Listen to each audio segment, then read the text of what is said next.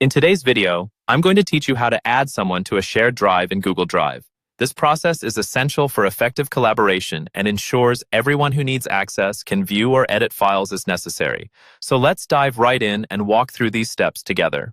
First, open your web browser and go to drive.google.com to access Google Drive. Once you're there, make sure you're logged into the correct Google account that has access to the shared drive you want to modify. If you have multiple Google accounts, you might need to switch to the appropriate account by clicking on your profile picture in the top right corner and selecting the right one from the drop-down menu. Now, locate the shared drive you want to add someone to. Shared drives will typically be listed on the left side of the page under the Shared Drives section. Click on the shared drive to open it. Once inside, look to the top right corner of the window where you'll see a Manage Members option. Click on it. This opens the Member Management window, where you can see the current members and their respective access levels. To add new members, find the field that says Add People and Groups.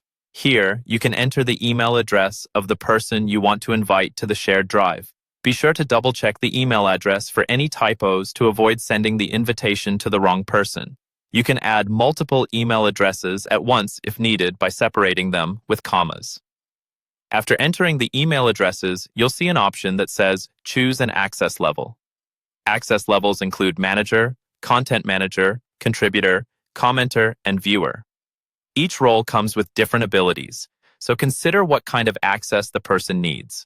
For instance, if you want them to edit and organize content within the shared drive, assigning them the Manager or Content Manager role would be appropriate. Select the role that matches what you want them to be able to do. Once you've set the access level, you have the option to add a personalized message in your invitation.